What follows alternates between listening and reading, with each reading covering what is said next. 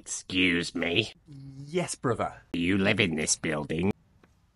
Yeah, I live in this condo. Can we have a condo tour? Condo tour?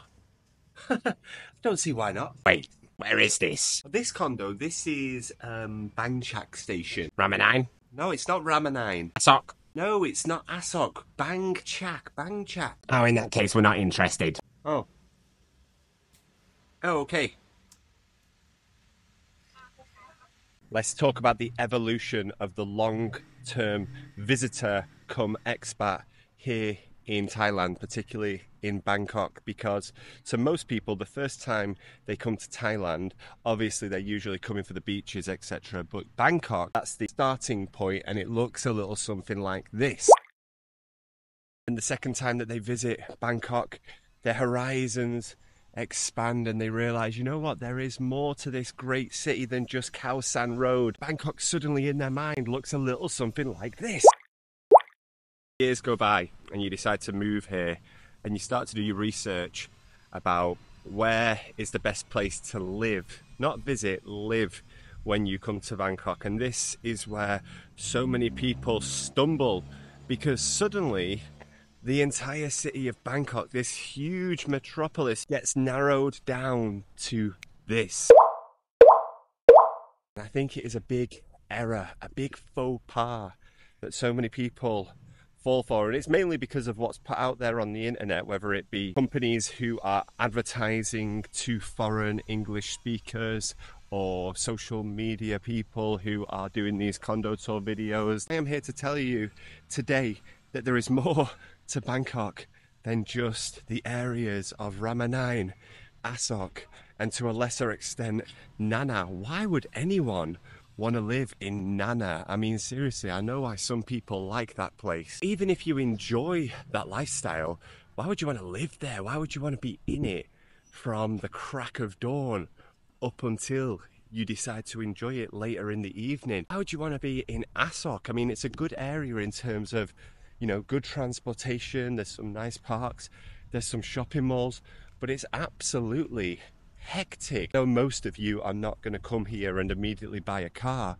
but just getting around in Asoke is just unenjoyable. Just so many people to weave your way through. Train stations always crowded, the roads are always busy and loud. Why would you want to base yourself in there as your home? Yet so many people do.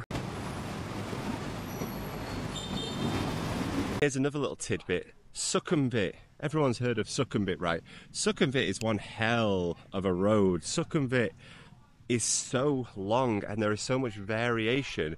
But the beautiful thing, there is that BTS line. I don't know if you can see it right here behind me. There is the BTS line. As long as you're on the BTS line, you are within 15-20 minutes of all the action at all times. So why would you not want to base yourself in a more comfortable, quiet, more local place, but also more affordable? Just like any city in the world, renting in Bangkok depends on your budget. But I have this theory that everything in Bangkok, unlike other cities, is available within a price range.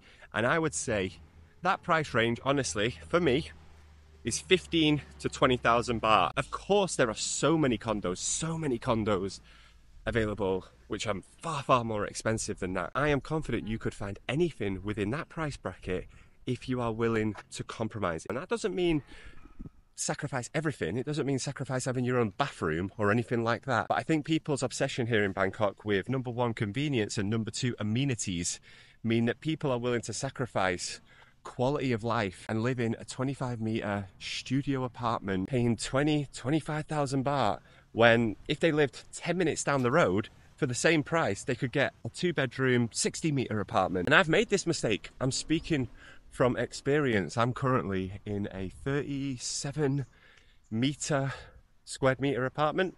We're paying 15,000 and I'm looking, and now that I've got the car especially, which again, I know most people won't have a car, there is so much more available for that money. It's not always about expanding your budget, it's about using your budget wisely. So we are looking at areas in Samut Prakan, but also we are looking at areas on the BTS, because I drive the car. My wife doesn't drive, so maybe she needs to use the BTS sometime. I don't want her to be living in the middle of nowhere, because what if I'm unavailable? So as you can see on the map here, we have got Asoke, we have got Nana, the holy grail of living areas according to most Bangkok expats. We've got Rama 9 just up that road. I would say avoid all those places unless that is absolutely where you want to be, and that's completely your choice. I'm not judging people who like that area. I'm just saying there is more to Bangkok than just those areas. A couple of stations I would look into. Many people know Onnut. That has got everything you're going to need. It's got shopping, it's got supermarkets, it's got hospitals, it's got a wide range of condos, a wide range of price ranges. It's even got a little nightlife spot. It's not quite as rowdy as elsewhere, but if you just want to go for a more quiet drink, Onnut's going to tick the box. But I would say don't stop there. Keep going even further, because you're only talking 1 or 2 stops. Udom Suk is a brilliant, more local area. It's got brilliant market. And down Tanon Udon Suk, there is a nightlife that probably most people in Bangkok don't even know about. There are night markets, there are nighttime complexes, let's call them, with bars, restaurants, barbecue restaurants, etc., all outdoors.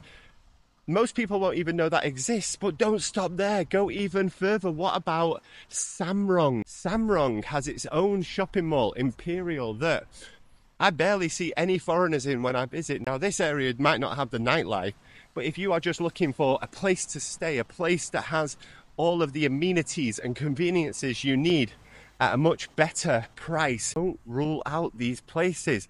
Even further, there are more options available. But at that time, if you are not planning on getting a car or a bike, there does become this consideration of balance between what you need around your accommodation. There are some lovely condos out in Samut Prakan area, but the immediate area surrounding them might not be quite as convenient, and I would not recommend going in with that perspective of, it's okay, we can just use the motorbike taxis, because while they might do the trick on most days, you have to think about the different scenarios. There is a rainy season here, maybe there's a torrential downpour and there aren't any motorbike taxis available at that time. 10 minutes to the station, you might find yourself a little bit stucco.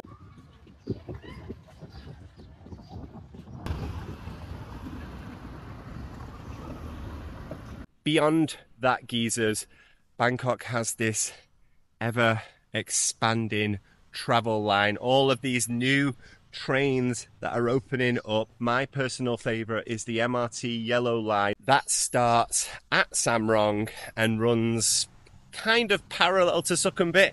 So if you are looking for the, let's say, cheaper alternatives of the Sukhumvit stations, there are areas like Laprau, Sinut, Srinagarinda, Srinakarin, all of these areas on that line, which I think are just as good, but not quite as famous as Sukhumvit right now. Get yourself there early, buy yourself a condo, sell it in 5 years, you make yourself a little bit of money. That is it for this one today, brothers. If you've not got the point of what I'm trying to say so far, let me summarize it for you. Bangkok is a big city, and there are plenty of great places that you can base yourself and still enjoy the Bangkok life. It doesn't have to be on Sukhumvit. It certainly doesn't have to be in Asoke. Definitely not Nana. Stay away from there. Listen, if you're thinking of living in Nana, start reconsidering your life choices right now. Thanks for watching this one, guys. Drop a comment down below if you've got any helpful advice for people who are thinking of relocating here to the greatest city on earth. And until the next one, like, comment, subscribe. Bye-bye.